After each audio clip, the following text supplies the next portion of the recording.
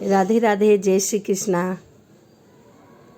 आज मैं आपको एक ऐसी भक्त की कथा बताऊंगी कि जो लड्डू गोपाल की बहुत ही प्रिय भक्त थी। कहते हैं ना कि भगवान भाव के भूखे हैं। किसी ने सही कहा है कि भगवान भाव के भूखे हैं, ना कि धन और दौलत के। तो चलिए वीडियो शुरू करते हैं। इससे पहले मैं आपका तहे दिल से धन्यवाद करना चाहूँगी कि आपने जो मुझे मेरे चैनल पे इतना प्यार और सपोर्ट किया है, इसके लिए धन्यवाद। 1 या 2 दिन के अंदर मेरे 10,000 सब्सक्राइबर पूरे हो जाएंगे, तो इसके लिए मैं आपको एडवांस में धन्यवाद कहना चाहती हूँ। तो बहुत बहुत बहुत बहुत थैंक यू। तो चलिए इसी के साथ वीडियो को शुरू करते हैं। किसी ने सच ही कहा है कि भगवान तो भाव के भूखे हैं। ईश्वर बाहरी दिखावे से प्रसन्न नहीं होते। बस ईश्वर के प्रति सच्ची श्रद्धा होनी चाहिए, निश्चल प्रेम होना चाहिए, जिससे भगवान हम पर रीझ जाए। एक बार एक औरत श्री कृष्ण जी की परम भक्त थी। उनके पास लड्डू गोपाल जी का एक विग्रह था, जिसकी वह हर रोज सेवा किया करती थी। एक बार तीर्थ यात्रा के लिए उसे 1 मास के लिए घर से दूर जाना पड़ा। उसने अपनी बहू, जिसकी अभी अभी नई शादी हुई थी, उससे कहा कि मैं तीर्थ यात्रा पर जा रही हूँ, तुम लड्डू गोपाल की सेवा कर लेना। बहू ने कहा कि ठीक है माँ, आप जाइए और मुझे विधि बता दीजिए, मैं पूरी श्रद्धा और भाव से सेवा किया करूँगी। उसकी सासू माँ कहने लगी कि बहू, सुबह सबसे पहले ठाकुर जी को स्नान कराना, उसके पश्चात उनको सुंदर वस्त्र, आभूषण, बांसुरी, मुकुट पहनाना, इत्र लगाना। इसके पश्चात ठाकुर जी को दर्पण दिखाना। दर्पण में जब ठाकुर जी मुस्कुरा दे तो उनको भोग लगा देना। बहू ने हाँ भर दी तो सास निश्चय होकर चली गई।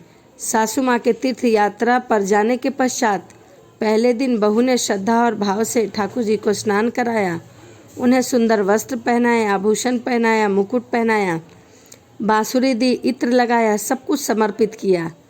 फिर ठाकुर जी को दर्पण दिखाया। फिर उसे याद आया कि सासू माँ ने कहा था कि जब ठाकुर जी का विग्रह मुस्कुरा दे तो उन्हें भोग लगा देना। लेकिन उसे लगा कि ठाकुर जी का विग्रह मुस्कुरा नहीं रहा है। वह सोचने लगी, शायद ठाकुर जी मेरे किए गए श्रृंगार से खुश नहीं है, उन्हें यह श्रृंगार पसंद नहीं आया, इसीलिए वह मुस्कुरा नहीं रहे। उसने ठाकुर जी को फिर से स्नान कराया, श्रृंगार की सारी प्रक्रिया दोबारा दोहराई। उसे हर बार यही लगा कि ठाकुर जी मुस्कुरा नहीं रहे, जरूर मेरे श्रृंगार में कोई ना कोई कमी रही होगी। सर्दियों के दिन थे, लेकिन बहू बार बार ठाकुर जी को स्नान कराती। 1 घंटे में लगभग उसने 5 से 7 बार स्नान करा दिया था। 5 से 7 बार वस्त्र बदल दिए, उन्हें बार बार श्रृंगार करती, बार बार उन्हें बांसुरी देती, इत्र लगाती और आखिर में यही प्रक्रिया हो जाती। इसके पश्चात उसे लगता, जब वो दर्पण दिखाती तो उसे लगता कि ठाकुर जी मुस्कुरा नहीं रहे। 1 महीना लगातार वह ठाकुर जी की सेवा इसी प्रकार करती रही। 1 महीने के पश्चात जब उसकी सास वापस आई तो कहने लगी कि बहू, अब से लड्डू गोपाल जी की सेवा मैं कर दिया करूँगी। बहू कहने लगी कि ठीक है माँ जी, जैसा आपको उचित लगे।